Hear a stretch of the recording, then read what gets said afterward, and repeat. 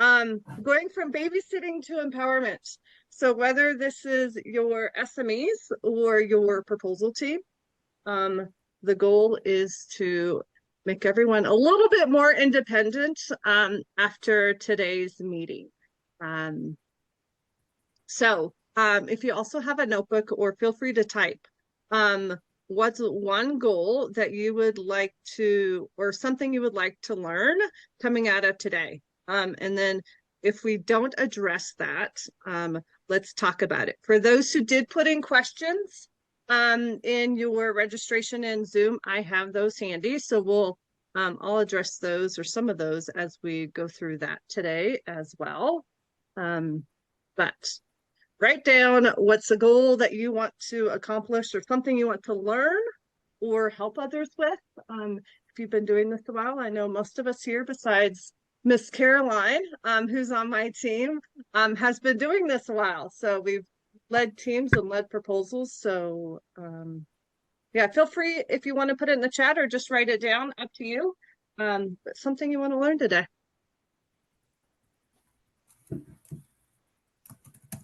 It's not AI related. So for those who have been on a lot of webinars, APMP or SMPS related, we're not talking AI today. This is humans and human powered only. That's the beauty of it. How to be engaging. Oh, hey, Marcy. I didn't see you join. How to get busy SMEs to respond. Yes, that'll be the goal. That was a few minutes late. Sorry about that. Oh, you're fine, dear. It's all good. We're recording, so you'll get it all. Good. How to empower everyone to be self-starters. Find the task without being told. We'll talk about some tools and technologies as we go through that.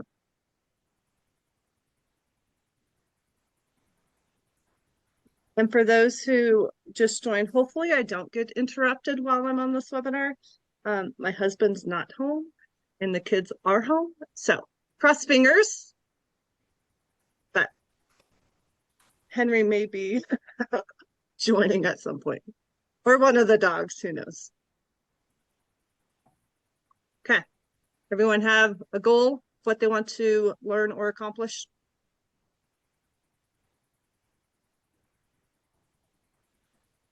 Yeah, okay. All right. Let's dive in.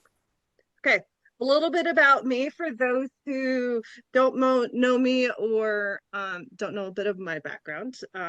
APMP certified foundation and practitioner, not going after any other ones. I know some of the other folks on the call are. Started as an intern at Kiewit 21 years ago. Fell into this industry, or proposals in engineering and construction, multiple years ago, or decades ago. So went from writing in their corporate magazine to leading multi-billion-dollar pursuits. 21 years, mostly in civil and construction. Started my own consulting agency 5 years ago. So I've been doing that full time ever since. And then before, during, and after consultancy and working at corporate, worked at HDR, Kiewit, most of my time at Kiewit, MWH, and then Kramer. Some of these people or firms are current clients of mine as well, which is kind of fun. But doing all delivery models as well, which is even more fun. And then as a consultant, have dabbled into other industries, but focuses engineering and construction. So that's a little bit about me and my background. I have also led teams, both proposals, but also managed proposal departments, which I always told myself once I left corporate, I would never do it again, and we'll have teams now. So there you go. Never say never. Okay, so today's webinar, we're going to explore some strategies that look at how to tap into everyone's individual strengths while you're leading a pursuit. The challenge will be, as we know, is when it comes to SMEs and how to get them to, we'll call it, be involved, and want to take part in it to a certain degree of participation. But then by creating this level of autonomy, being able to turn routine tasks and some of the things of what I think Ashley and David talked about in the chat, you know, making sure everyone contributes, knows what they're going to do. So you don't have to, we'll call it micromanaging, we'll call it babysitting, whatever that is. But being able to allow you to do your day job and be a leader and be a manager and get other people to do their part and be a part of the team, and not having you to micromanage, which is what I think in the end it kind of turns into. And with the goal that it's a successful proposal, it is the least amount of stress, and you meet your deadlines as well. So that's what we're going to talk about today. All right. We're gonna, I think it's 6 things that today that we're gonna talk about. Understand what autonomy is and is not. How to identify everyone's individual strengths, which can be a challenge. How to build that culture of trust. This is where leadership comes into play. How to encourage initiative and ownership. And then overcome challenges and resistance to this new approach, I would call it. And then how do we measure success? How do we maintain this level of autonomy, and what that looks like? So that's what 6 things that we're going to learn today, along with some other tidbits, I would say, as it comes to some of the questions that were asked. Okay, so let's dive in first. What is autonomy? According to a dictionary of some sort, because I didn't quote it or reference it, but autonomy is the freedom to make decisions, to be creative, and to demonstrate leadership within a team. The challenge here, right, is some people don't want to take on a leadership role, and don't want to be autonomous. They come to a job, tell me what to do, I don't want to have to think. But in some cases, maybe it is the wrong people in the wrong role, which sometimes we can affect that as leaders and managers of departments, and sometimes we can't. But that is the definition, being able to make decisions and be creative. Some benefits in theory, or not in theory, benefits that we have seen when it comes to increased autonomy. People have increased motivation and engagement because you're not telling them what to do. They could make those decisions. And problem solving and creativity does improve. People have a voice. They feel like they are being heard. So they are, you know, melding the minds, right? Being able to provide those ideas ahead of time, and it increases trust and accountability. If you have kids, if you have spouses, other people in your life, giving them autonomy to make decisions and do things on their own is the exact same thing. So these are things and tips that you can apply outside of work. And it can be hard because when people make mistakes and we try to tell them, oh no, don't do that because of our lessons learned, they have to learn that on their own. And that's part of growing, but it's also part of autonomy. And once they understand what that comes with in freedom, it's good and bad. Right? I don't want all that the good and the bad that comes with autonomy to a certain degree, and the accountability. So, but those are I would call it the positive sides when it comes to autonomy and what you can see from that perspective. So we'll start off with our first question. Feel free to come off mute if you want, or in the chat. What are some challenges you have faced when giving your team more autonomy during proposals?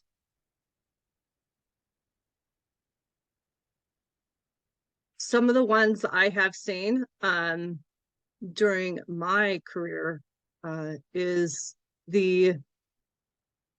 giving them too much autonomy without the accountability or check-ins, which I think were some of the comments that and goals that we want to accomplish is we give them too much rope or too much leash.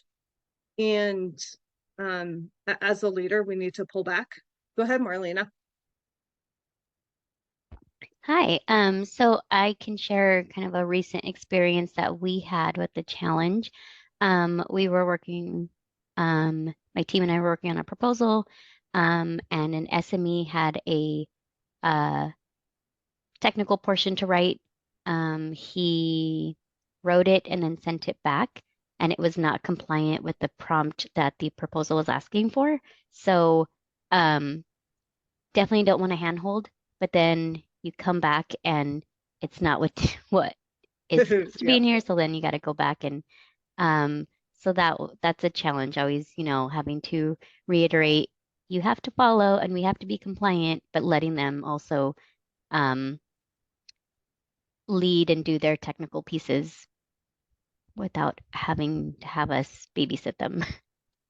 Exactly, right? Thank you. I'm sure most of us have seen that challenge. Mercy, thinking that everything's on track until you get into the weeds and it's too late. Ashley, deviating from the proposal development process because they don't know it well enough, which creates more work and harder for them. Any other challenges people have seen? My experience is leadership often will determine what they feel needs to be done and won't necessarily complete the task at hand. They won't take me seriously because they're in their position, either a principal or director. And because I'm, proposal manager, they feel that they know what's best. Does that make sense? It does make sense. Yeah. That part of that trust and that we'll talk about later really goes into the leadership piece and how to elevate your role within that. And there's some things that I'll talk about that things are trying to get changed in the industry overall. If you were at APMP last week, there's trying to make some shifts, but it's pushing things uphill for sure. I wasn't there. What did you guys talk about the fact that because I'm sure that others have experienced this issue, but it's we're kind of looked more as like administrative support instead of that professional position that we're in. And so I know I'm not the only one that's dealt with this, and I've had this conversation with others, but is that what was discussed? And is there initiatives being made to make that better? Yes, and I'll share with it or some of them as we get there and what that could look like.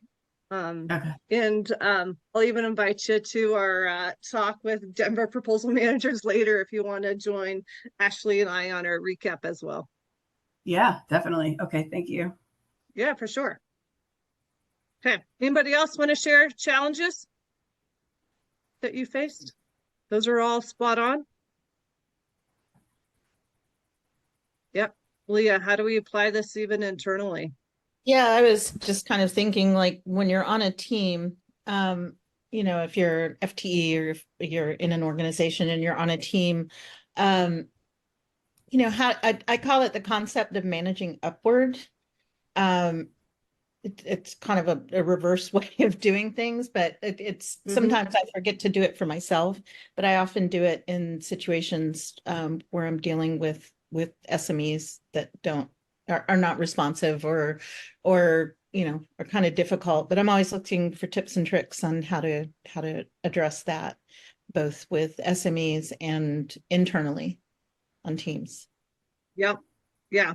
Well, we'll talk about some tips there later. And then we'll share what others have had success doing, for sure. Okay. Angie, I had one more to say. Something I've also recently faced is I am growing my marketing team. And so it is a challenge when I am giving them direction, for autonomy and giving them, all the creative licensure. And then we have SMEs that are like, hey, you do this. We know the product we're going to get with you. Why don't you, it's just, you do this for me. And I said, no, I'm delegating it to my team. They can give you the same Oh, yeah. product. So kind of bridging that gap between like the SMEs, the technical team, and future, up the future marketing staff that are going to be leaders at one point. Mm-hmm. No, that is a challenge. They want you, but you got to build your team up too, right? That in itself is a challenge. Yeah, It's convincing I know, them right? that you need the team and the support. Yeah. Marcy? We've had that issue too, where not only will I assign it to somebody, but instead of going to that person, they come to me, which makes that person feel like, well, okay, I guess I'm not involved in this anymore. And so they become disengaged from it, even though I'm trying to pull them back into it. So yeah, we've had that problem before. And Cassandra, it sounds like me and you might be spirit animals.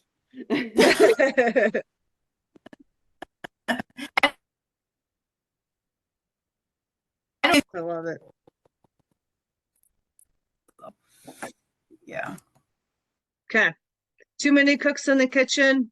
Yeah, I think these are all things we've experienced one time or so before. So one of the things that I'll start off with when it comes to autonomy is really understanding your people. These are your SMEs. These are the people that you work with day in and day out, or not even day in, day out. But how do we do this? When I was at Kiewit, the proposal department I was in, did a lot with strengths finders. Not sure what other companies do when it comes to quote unquote personality tests, strengths finders, Myers-Briggs. There's a few of them out there, but being able to understand both your SMEs and the people that work on your team from a high level perspective. Yes, disc Marlena. Ashley put in a free version that you might be able to called Standout for others that you can take on your team, but getting people to fill it out. It's a win-win. They get to know you, you get to know them, and things work better overall when it comes to that perspective. As part of my leadership training in working with SMEs, and it's getting to know them at a personal level, just like you would a team member. And that can be a challenge because they'll keep telling you they're too busy, they don't have time, yada, yada, yada. But in order to build a relationship, there needs to be a commitment in time, and that can be a challenge. But in order to make it successful, whether that's even at, company events, making it a time to commit to getting to know your team. Ask them information, get to know them, send them a survey, say, hey, we've worked at the same company for 5 years. I don't know who you are. I'd like to get to know you. Get to know people at a personal level. That helps build that trust and create an environment in which, you're all relatable.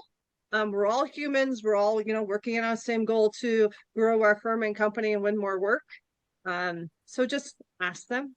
It may seem obvious, but give them a list of skills that they can identify that are their strengths. At APNP, Alexa Ramsey gave a talk on how to identify your superpowers. So having the people on your team do this, if other people, whether it's SMEs or even asking them, what are your superpowers? See what they tell you. And making that part of some sort of assessment. David, I'll come to your question. Do a 360. I know this is more, it tends to be at a leadership level, but getting people at different levels to talk about or get to know different people on your team. So, talking with people that are at, an executive level to, you know, your, call it direct manager or report. So being able to get a variety of inputs on not only you, but people that you work with, make it, you know, a 15-minute call. So take it from a, I would call it, you know, a get to know me, act like you're new to the company and you want to get to know people. But just trying to understand everyone that you could be working with and what makes them motivated, what makes them tick, what annoys them, all of those certain things, when it comes to understanding them. Sometimes it may seem like a challenge, or why should we do this? But as you get to know people, they become invested in both you, and it's also not only you getting to know them, but them getting to know you. So needs should be reciprocal. You're going to have to open up, and having people understand who you are and what works for you and your leadership style and motivation as well. Cassandra, we'll go to you, and then David, I'll get to your question. All right. Don't judge me. This is a really stupid question, but I just in the bubbles that I've been in, I have never heard of the acronym SME, and I have been seeing it and hearing it all the time. So I know I'm missing something very important. What does it stand for? Because based on what I'm researching, it says small and medium-sized enterprises. Is that subject correct? matter expert? Ah, okay. Makes sense. Yes, very much. Thank you. Yeah, your technical lead, your whomever, and there are no dumb questions. I've had that question before, so it's okay. Oh, okay. I don't know why I haven't heard. I mean, I've been primarily in architecture, so I don't know if maybe that's why, but I feel like I should know that. No, it's okay. David, how to get people to take it? If they're on your team, I think it's easy. Make it a part of a team building event, part of get to know you, whatever that looks like, and being able to share that. When I was at Keywood, it was part of, call it onboarding within the department. If they're outside, maybe you ask them questions. I probably wouldn't go to Myers-Briggs. Maybe it's, you know, some simpler questions of just, hey, want to get to know you as a person. Maybe it's that hard and soft skills list, or what are your superpowers? What do you hate? What annoys you? Type of things. If you're new to working to somebody, if they're a technical person or subject matter expert or somebody else, not within your team, but that's how I would do it. Some people broadcast it, like go to LinkedIn and check out your own employees. Some people put it on there as well. The other thing, maybe we just create a Facebook quiz. People like quizzes on Facebook to get them to answer a personality type. But that's how I would do it. Okay. All right. And a lot of these things I've talked about, it's all about creating that culture of trust. Transparency, open communication goes both ways. Like I talked earlier, you need to be transparent and open, and expect that back from them and communicate that. Empowering people to take ownership of tasks. For me, that can be a hard one, especially if they're either don't know everything, which they don't, because we don't know either. But if they're like Marlena, and they're newer to the team, newer to the company, and don't know everything, that can be hard to empower them. Some of us, we won't take a vote, but may have some challenges with perfectionism or wanting things to be as perfect as possible. We know it can't be 100%, but that can be a challenge. Also, when others take longer to do what we need them to do, I've been there. Sometimes it's like, I'll just do it myself because then I know it gets done the way it should be done or the way I expect it to be done and faster, right? But no one learns. And that doesn't create empowered team members. So empowering them to take that ownership and that they are responsible, which goes back to risk-taking, learning, failures, all of those things. Those are all key points that creates that culture of trust and in building yourself as a leader. And that, I think, it becomes a mindset issue as well. Ashley and I did a talk, was it already? Yeah, it was 2 years ago on for APNP with their Women's Summit or conference. And it was about essentially elevating our career or elevating our roles, that we aren't just proposal anything. And when you just add the word just, you start to diminish your role. So, you know, taking ownership and leadership and knowing that you're a key part of your company's ability to win work, make work, for everyone else to be there with a job. So elevating from that perspective, your own mindset when it comes to leadership, will help make these things easier when it comes to trust and that you are a leader. Yes, you will have people a part of your team, whether they are direct reports or not, but you are the expert as well. And that's the other thing to remember when it comes to that. Lots of things as it relates to trust. So any strategies that you've used to build trust and promote ownership within your team? Anybody have any good tips or tricks or examples they want to share?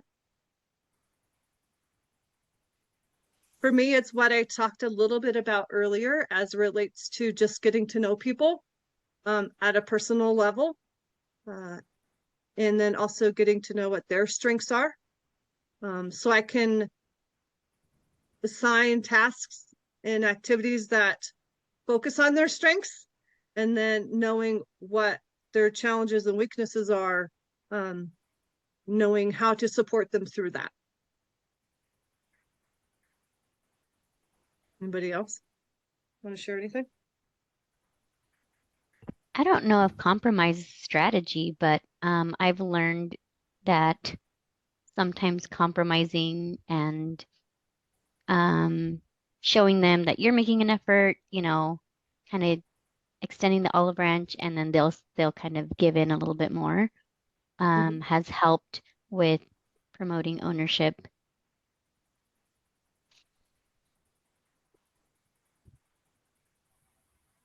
Marcy, what you got? Well, I know that for me, like especially in the last year or so, there's been a couple of times. Oh, I'm muted. Am I muted? No, I'm not. Okay. But there's been a couple of times where like I've had to be out of the office unexpectedly for various things, and they just kind of picked up the ball and ran with it. And when I got back, I acknowledged that. I told them, you know, I appreciate you taking that on. I appreciate you doing that. See, you can do this. You're, you know, just kind of that reminding them that they are getting there. They're figuring it out. They're learning how to do it. And especially with a brand new employee who, you know, is literally walking into this thing green, but she made it work and she got it out the door, and you know, acknowledging that not only to her, but to the group as a whole, you know, has helped a lot. Yeah.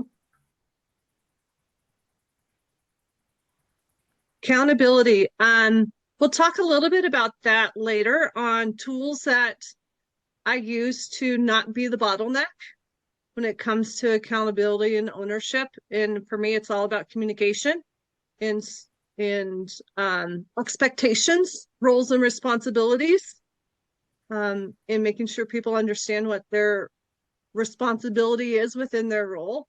And sometimes that is a reiteration at a kickoff meeting, and sometimes it is a company challenge that needs to be discussed at a much bigger level on responsibilities / ownership and what they are accountable for as well.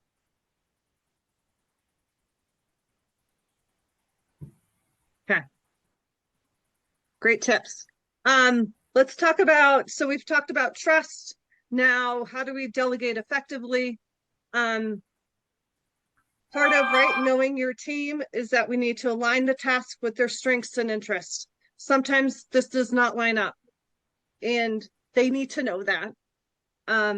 But for, I would say with subject matter experts, this is where this for me is more key.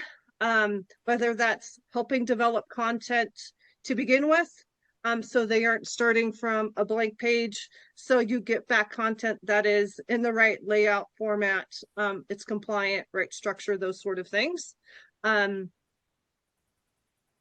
Whether that's, you know, developing ahead of time, having them add their notes, interviewing them, knowing that they're, in most cases, their strengths are not writing and proposal related. If this is your internal team member, so within a proposal team, we only can do so much, right? If their strength is writing, but they have to do it all, they have to do it all. Like, I won't say suck it up, but suck it up, buttercup. Like, you knew the responsibilities coming into the job. Yes, we can help them, but for them, leveraging their strengths is going to be important. But they still need to work and strengthen the other part of the buckets. Providing deadlines that everyone agrees to. At a kickoff meeting, if they are not there, ideally your writers are, or SMEs or other people that are helping with content, providing and agreeing to those deadlines, making sure that they agree to it, that you aren't dictating it. Yes, we have some deadlines when it comes to reviews that are non-negotiables, but if someone is having an issue with the deadline, can't make it, traveling, whatever that is, they need to communicate, so we can either reassign that responsibility to someone who can, but making sure you communicate that if you can't do it, you need to tell me and why, so we can get someone else. Sometimes there is nobody else. So what can I do to help you meet this deadline? Is it providing you a first draft? Is it you get me something that is by the deadline and then I will improve it? Whatever that looks like, but being flexible yet communicate the importance of the deadline, what happens when deadlines are missed. I know a few of us on the call, the deadlines are even to the very end, and we're getting things, you know, way past reviews and time to look at content, that it goes straight into a document. We barely have time to edit it, to spell check it before it has to get submitted to a client. So knowing that in communicating how that impacts our ability to win, I think is important. And that's importance. Providing what exactly that you want and or need from somebody. So when it comes to being explicit, so whether this is you, this is someone else on your team, but making sure everyone knows expectations of what is coming back. Is this, I need you to just review this and provide your comments? Is this okay? You know, I need 1 page of content that is not just a copy and paste. So whatever that is, but being able to explicitly communicate, and sometimes that's a challenge because we don't always know what we want back, but we know what it's not when we get it back. So that can also be a challenge, just communicating some expectations, and what that looks like. Also, what we don't need back. We don't need back, you know, 5 pages of content that is copied from another proposal. That is not what we want. And so being able to say, and maybe sometimes it's easier to explain what we don't want back versus what we do, and then we can shift it to make it more positive. I always tend to be, or try to be, more positive than negative. But those to me are some key points when it comes to delegating, and how to get things back that meet our expectations. No, it won't be perfect, and we know that. But what that could look like. Okay. Yes, SMEs are far too comfortable moving deadlines because we allow them. And part of that, they need to understand the impact, and we don't move our deadlines because they are moving them. And that can be, it's a culture shift. And that's part of some of the things that we'll talk about here in a little bit. Offering support and guidance. I am one that I will do my part to try and help, but not taking over. And it becomes really hard because we'll just take it over. We'll just do it ourselves, right? And that is the challenge of our jobs, right? We have titles, but most of the people that we work with don't report to us. But we need them. They need us. And I think that's part of that compassion and being able to offer support. So for me, that is, I will develop your content, give you a draft. I need you to review that. We're going to leverage technology to try and make it easier for everybody, to save time. So try and, those sort of things is when it comes to delegating. But once I hand it over, it's now, we're all adults. I am not here to babysit or micromanage you. And it truly is actually a responsibility without authority. And that is the challenge of delegating in our roles. So in most cases, I should say, especially when we work with our technical teams. So how do we encourage this? Promoting a safe environment for voicing ideas. Some cultures I have been part of, people do not feel safe, do not feel like they're going to be heard. So whether this is a one-on-one or whatever sort of environment. So if you get people who are not communicating, take a one-on-one call them, go see them, whatever that looks like. Especially if you know that your culture isn't, if you just do what your management does, and depending on who's on certain calls, they might not feel it's okay. Recognizing and rewarding behavior. One of the books I continually read, The Gap and the Gain by Dr. Benjamin Hardy, all about looking at the gain. So recognizing and rewarding that proactive behavior, whether it was exactly what we wanted, but when people meet deadlines, are ahead of time, ask for your input, recognize them at meetings, verbally telling their bosses, all of those things that we would want people to do for us when they are being proactive. All of those things. Involving team members in the decision-making process. This is part of, getting their involvement in making and deciding on deadlines, on content. What should we do? Sometimes, right, we get crickets. Okay, you want crickets? I will tell you, I will dictate, I will be a dictator. But that's not the goal. And that, I think, is depending on your culture and involvement, having one-on-one conversations of letting people know it's okay. Or let's be honest, just sitting and be quiet.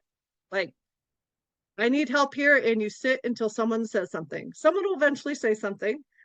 It will get very awkward, whether it's in person or virtual, but involving people in that process. So it is not just you driving the ship, it's a team effort, and they all need to remember that. I love your text or your comment, Marcy. Okay, how do we encourage team members to take initiative and contribute their ideas? Anybody have any great tips that you've had success getting people to participate?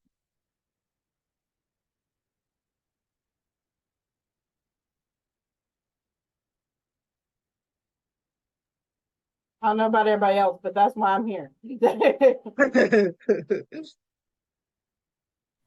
I was thinking the exact same thing.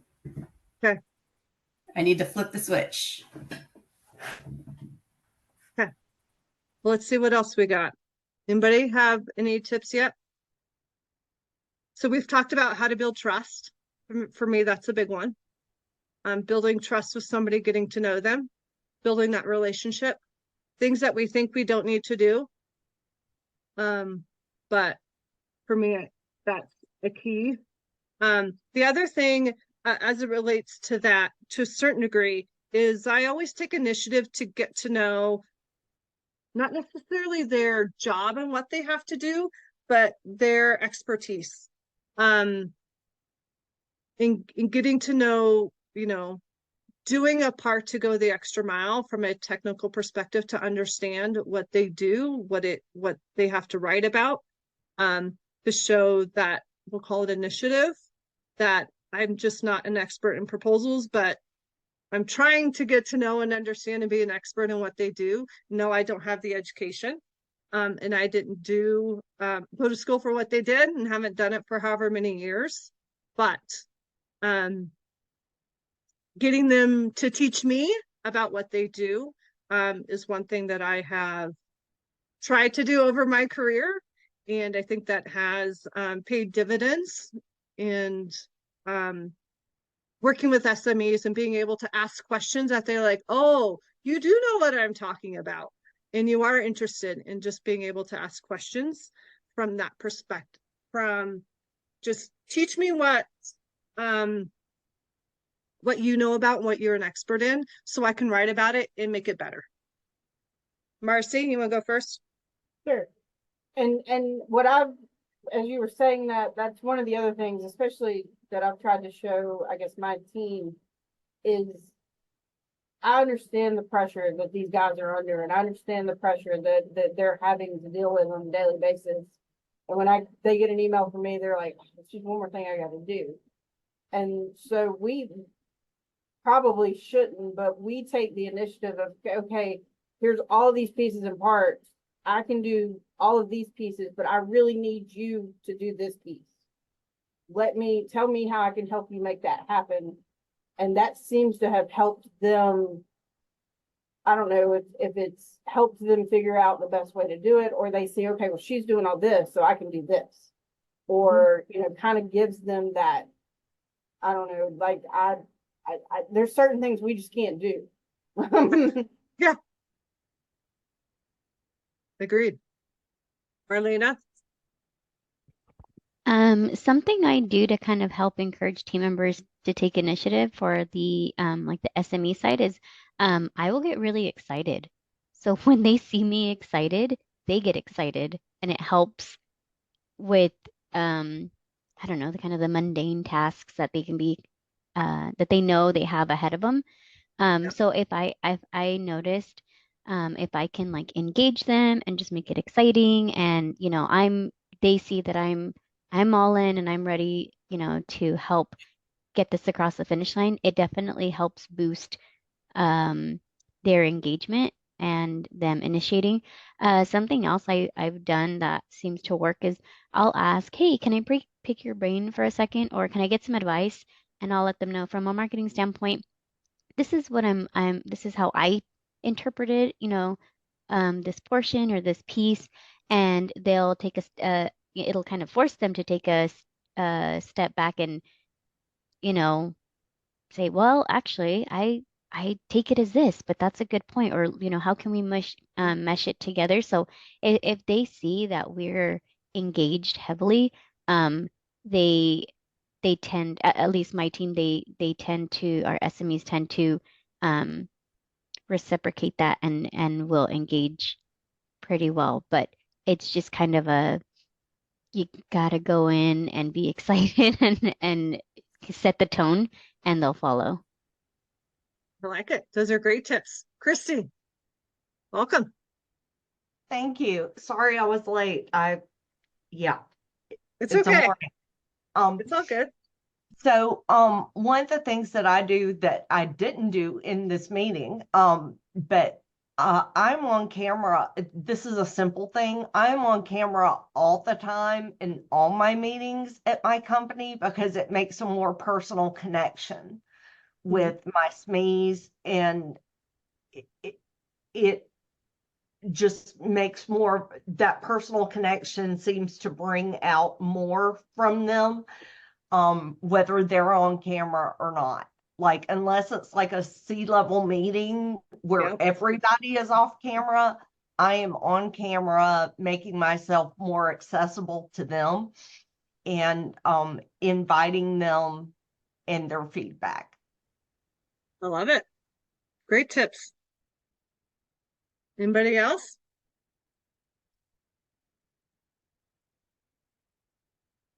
Okay. All right. Some barriers when it comes to autonomy. Micromanagement, excessive oversight, lack of resources or support. Right? Maybe this is our entire department. We're a team of one. What that can look like, but taking it from a project manager perspective, in Marcy's case, they're also a team of one and having to do a bunch of content. So I get it. And what can we do to help with creating more resources or giving them support? Rigid processes, bureaucracy, real or perceived. Some people think just because of company culture, that they can't be autonomous, or based off of a certain role they're not allowed to, or it's not part of their job. Right? I don't have the time. All of these things, I am sure, we have heard one time or another when it comes to autonomy. And which is why when I talked earlier about responsibilities, sometimes it is a culture shift. Yes, we all have limited time, but you have to make time, and so do I, and it is part of your job. And yeah. Yes. Marcy, we all might scream if they say they're just too busy, for sure. So how do we remove those steps? Build that relationship with that individual. Get to know them. If they're new to the company, if they're not new to the company, find them on LinkedIn, go scope them out, go be a stalker from that perspective. Figure out who they are, what makes them tick. Whether that's, personality test, to the free one Ashley put in the chat, to just going out for lunch with somebody. When there was a new manager at Kiewit, he took out, each of the departments just to get to know the people. So doing that with your subject matter experts, and for sure your team as well, getting to know each other outside of the office. How you build that culture of trust, being that leader, being that expert, but still not being a pushover. And then encouraging that initiative and ownership. It is just as much somebody else's responsibility that proposal and content gets done as it is yours. And a lot of times we have to manage up, and that is the hard part, but we have to be a leader. And if there's challenges, we'll escalate, we'll elevate. But there's going to come some resistance if you are going down this route and want them to be more autonomous and not to micromanage. The benefits, I don't have to harass you or your boss, right? You do your job, I do my job, we're going to win work, and everyone's going to be happy, or happier, or excited. From some comments that Marlena said, right?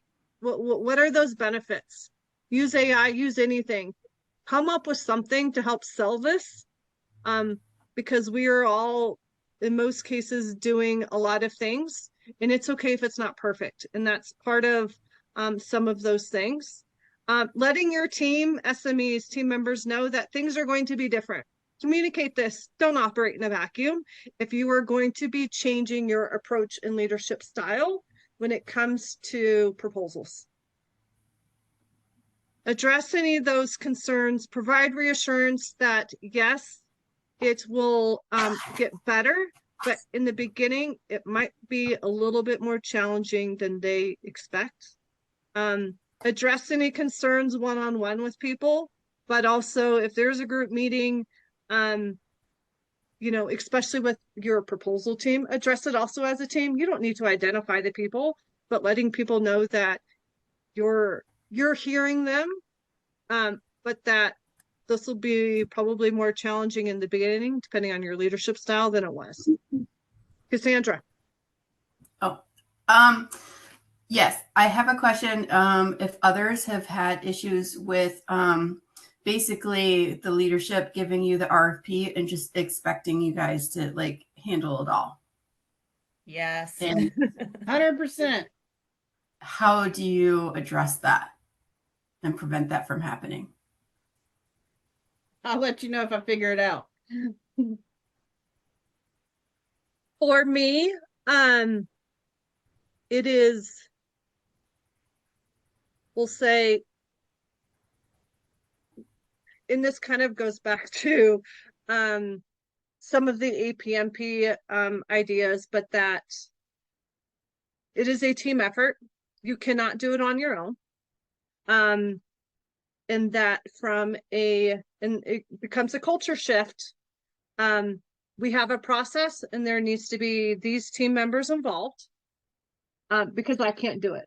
And that's part of it is we become so good at our own job at doing it all that they just then expect us to do it all and start pushing back of, okay, we have to have a kickoff meeting.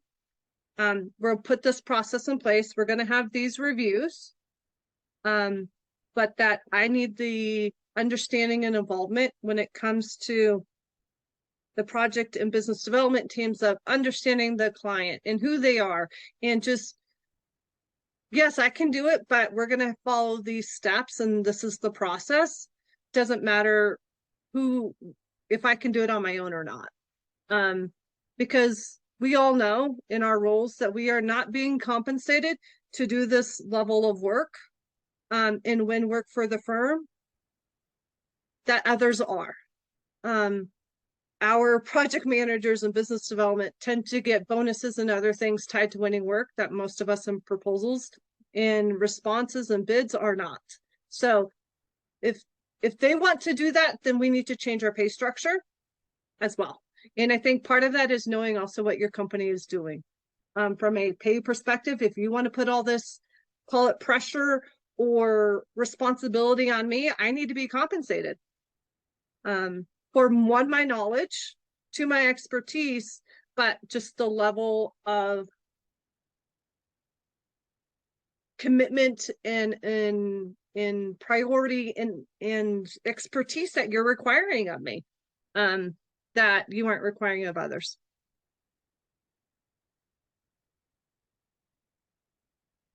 Marcy? I also remind them, and again, this is something that I've struggled with a lot, but I also remind them if I'm the only one doing the proposal, our chances of winning plummet because that's just how it is.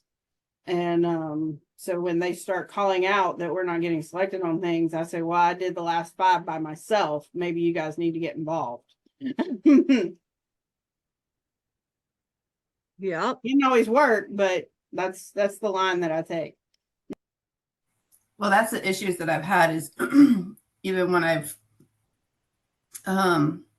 challenged them back with it, with all the things that you just said, they come back at me as though I'm not performing up to their standards. So, it's, again, I know it's an industry-wide thing. I know it's not something that I'm the only one that's out there dealing with. It's a lot of egos, and I'm just always looking for somebody who has dealt with it and has effectively dealt with it that I can get advice from. So, but yeah, it's a challenge. The other thing, Cassandra, that you might want to try and find is someone above you, whether it's a boss or someone else that can be your advocate and help communicate things when you're not in the room, and the benefits. So whether it's even a guinea pig of, someone where at that level that it went really well and they were involved in being able to sell it internally, especially if it's a change in process. So I did that Okay. with my last position, which is why I'm now consulting. And she was a consultant and she could do the proposals herself. she was a consultant with 25 years experience, and for her it was nothing putting them together. And so she basically just came in, and instead of helping with us being better, she was one of those people that you mentioned was like, I'll just do it myself because I don't have the patience to teach and make people better. And so that ultimately ended badly for me. So Yeah. yeah. Good. So Ashley, if you guys are reading the chat, Ashley and Vanessa, debriefs, data, metrics. Most of the people that we're working with are all about metrics and numbers. Start tracking more than just win rate. Number of people involved, number of hours, actual hours. Don't pull the, yeah, it's 40 hours just because that's what I had to put on my time card. Track your actuals. It's not to micromanage yourself or your team, and that's part of it. What you have to explain, but understanding what it's really going to take to do projects and do proposals. Okay. We've talked about some concerns, resistance we anticipate, and knowing we're a little short on time, we'll jump over this one. How we measure success. Did they meet their deadline with what I wanted? Might seem simple, but that could be a little win that you could still celebrate with that team, with that SME, with anybody, like a thank you, whatever that looks like. But yes, it is their job, right? Sometimes it's the little things to reiterate what we want out of people. If they didn't wait until the last minute to get you something, whether they got it to you a day before, 4 hours before. Thank you, Carmela. I will send out the recording for those who need to jump off to the next meeting. I'll try and get it out today, but it'll probably be early next week. People who came to you with solutions and not just questions. This is one thing that, from a leadership perspective, that when people ask you, what should I do? You ask them back, well, what do you think? You push back.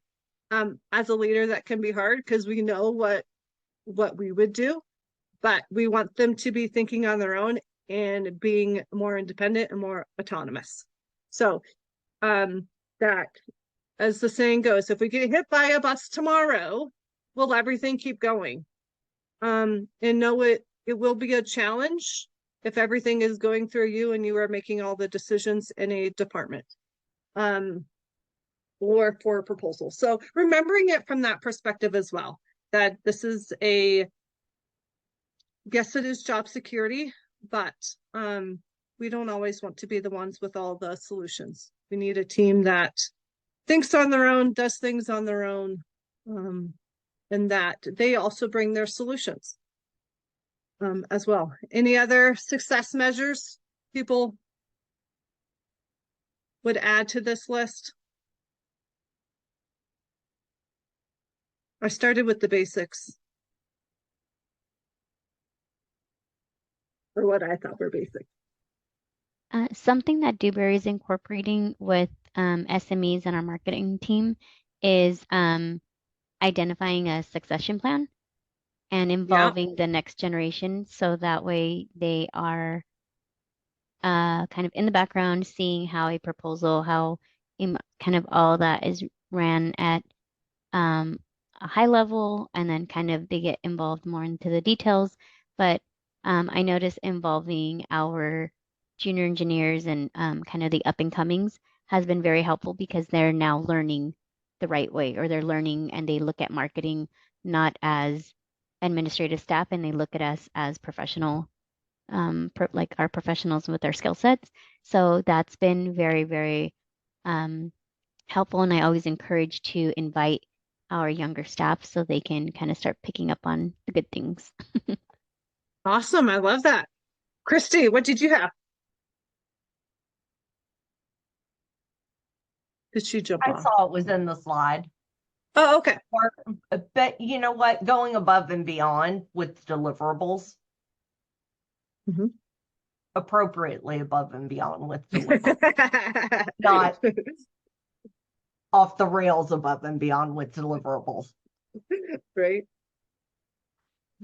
All based off of the guidance that we have given, right? What? Okay, tools, resources, some of the things that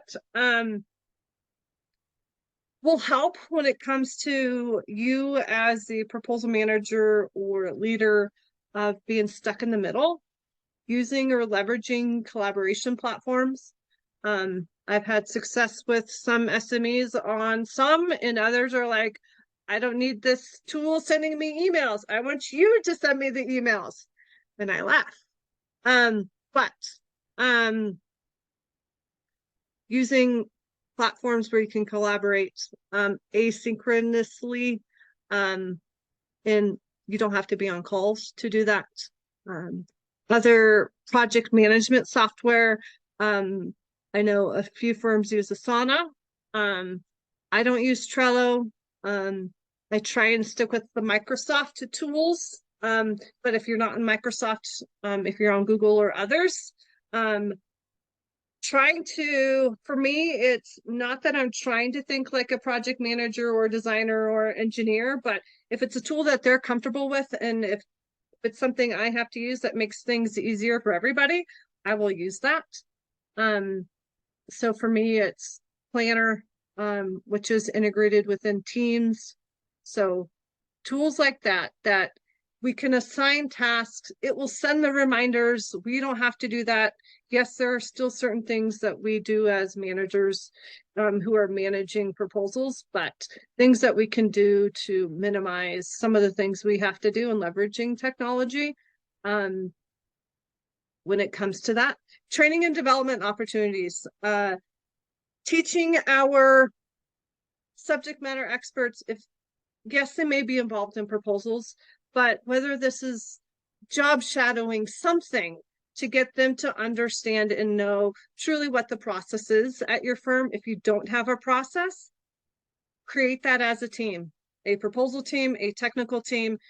Decide what it is, decide what you're going to commit to when it comes to meetings, to reviews, getting them training outside of your firm, helping them understand if they have to write, how to be a better writer. If they have to write, how to write with win themes, like incorporating how to make it, sales related, or how to sell your firm, and not just how to put things on a page and make it, we think it's great, but then you have to go and rewrite. So some of those things when it comes to training and development, just because they've been involved at other firms, don't make assumptions that they really know how to do it.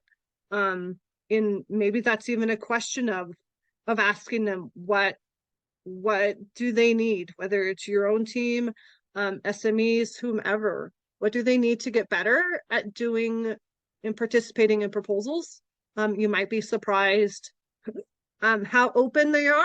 And if they say that they're great and you know that it's not, well, maybe you do a lunch and learn and you talk about win themes, or you talk about how to write to sell to clients, or how to keep your resume updated.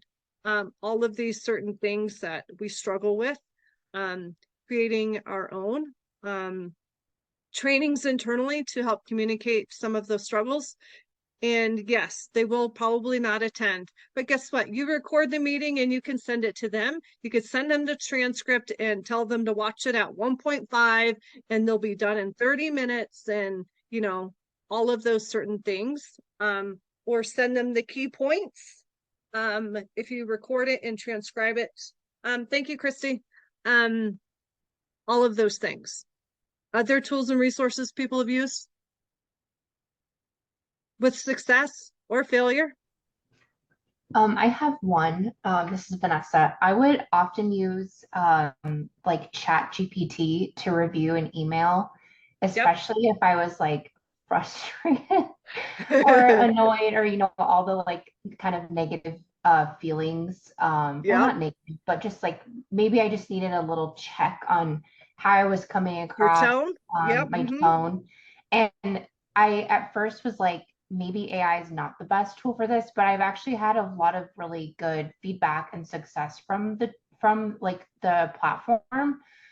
So that's really just like kind of helped me to understand, like, am I being clear? Am I stating the facts and kind of just keeping my emotions out of it?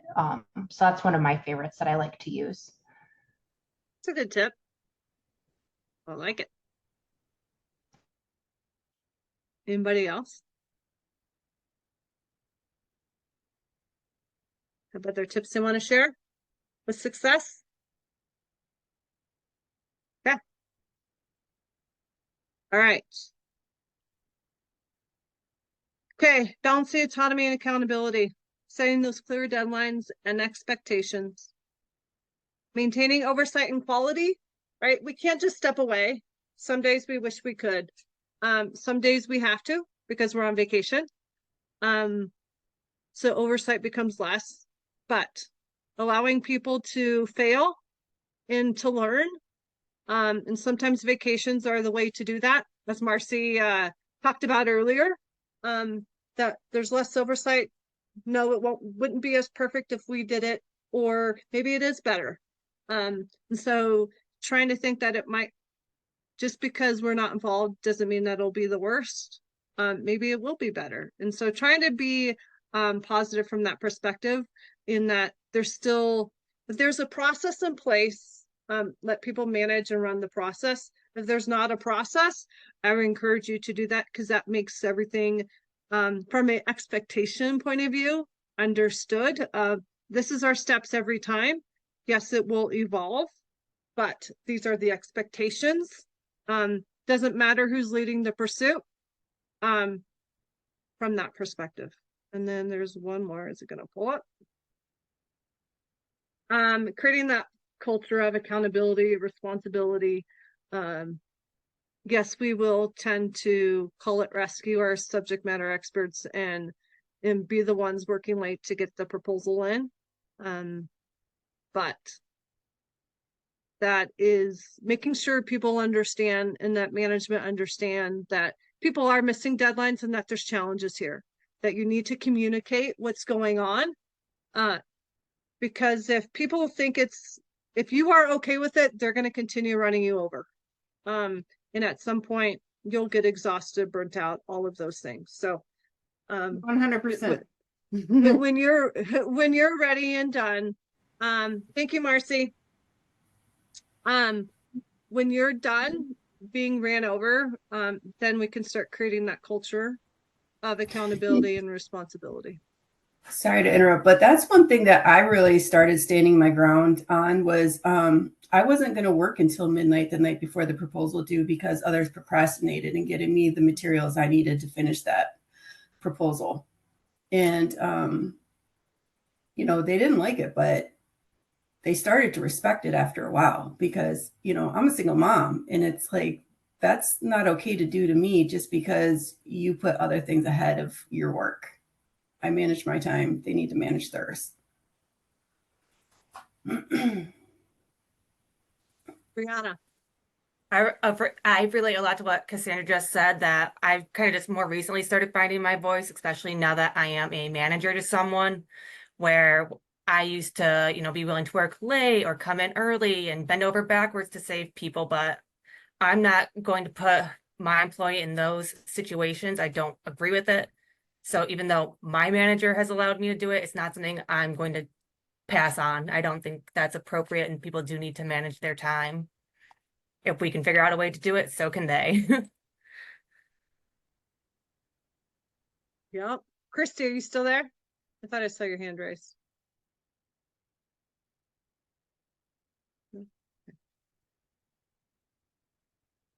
100%. Yeah, we have to begin to respect our own selves first, and respect ourselves as leaders and experts before others will do it. So,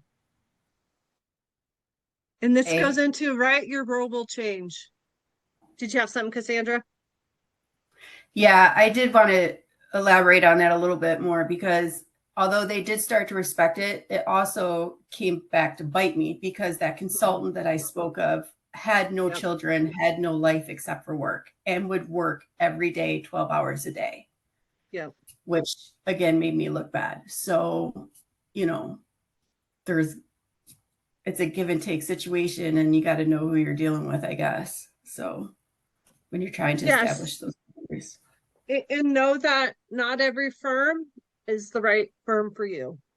And sometimes that's the harder thing, is that there's a culture at certain companies that it's okay if it doesn't mesh. And there's other ones out there that would allow that type of balance and respect of people's roles. And it's finding that one. And if other people want to be treated like that and work those many hours, go right ahead. Like to each their own to a certain degree. But doesn't mean that they're any more successful just because someone's willing to do that. And that's also part of it. No. Right. But your role will change. Instead of going from what we'll call it a directive role, right? You're going to be more supportive leadership, coaching, mentoring, leading by example. That's a lot of what we talked here is that you first, as the leader, whether it's department or proposal manager, needs to put respect around your time before I think if others will do that. And so, yes, it will be hard. Yes, you will get pushback in Cassandra's place. Sometimes it's, they'll find other roles for you, whether at the firm or not. But at least sooner than later if that firm is willing to respect you as an employee. There's lots of open positions in the industry. And yes, it is a challenge finding new ones. But there's better places if people won't respect you. Even when I was at Kiewit, and some of you have heard this story, that yes, I was respected.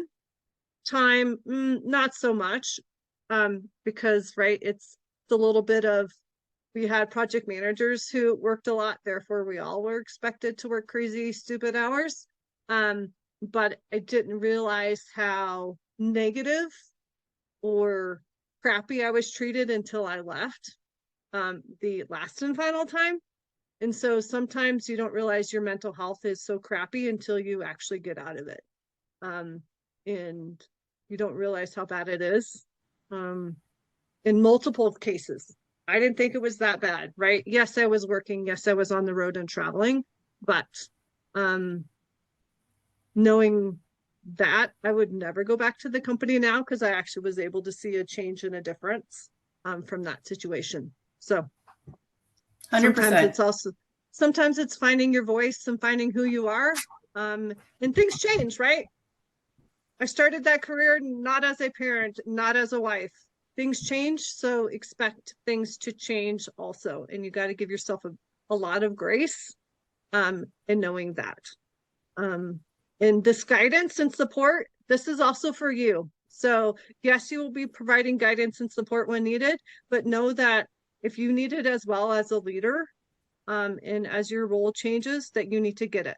That you need to be an advocate and get that help that you need to be better in your role as it continues to change. That isn't just about helping others while you struggle with this new role in change in leadership as you become a leader as well.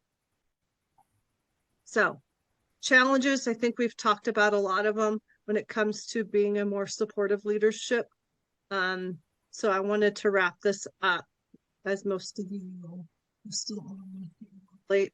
How do we sustain that culture? Continuing the importance of autonomy. What are those benefits? Continuing to sell it internally, adapting strategies as things evolve.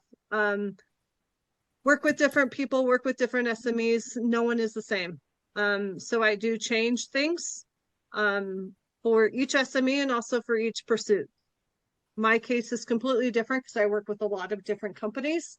But most cases, things are a little bit different, just who I work with. And celebrating and recognizing that behavior, that you appreciate, that you want, the everything. So if you would want someone to do it for you, please do it for someone else in lots of ways. So whether that's, you know, one-on-one, in person, at a team event, emails, all of those things. Yes, it can be hard. Leverage AI tools if you are a person of a few words like myself, to help communicate those positives, because it for me it's always has been a challenge. I think less in the work environment, more at home, of recognizing that positive behavior. Come on, presentation, let's do it. We're going to crash at the very end. I think we are. Oh yeah, we're just going to stop working. Well, it was a recap of everything that we learned today. Is it going to work? Let me hop out for a second. My computer said it was going to do silly things, so it looks like it did. But questions, I'll stop sharing since you guys don't need to look at a blank screen. Any other comments, questions? Thank you. Hopefully most of you got ideas, new tips and tricks. There was quite a few things floating around in the chat as well. Some of this, right, is more challenging if we work with remote teams, which was some of Marcy's questions, because I know her team is remote. But any other questions or comments before we wrap this up? Oh, this is great. It's been very helpful. Thank you. Thanks, Angie. That was great. You're welcome, guys. I will, of course, I will send out the recording. My goal is to get it out today, but I may prioritize going to the movie instead. So we'll see. We'll see if it gets done before then. Otherwise, you'll have it early next week, which was my plan. Okay. And then if you have any follow-up questions, any of that, just send me an email. If you didn't get your question answered, and I can help or try to help or give you ideas and help you through that. Thank you, Ashley. Okay. Thank you. Of course. Thank you all. Happy Friday. Bye-bye. All right. Bye, guys.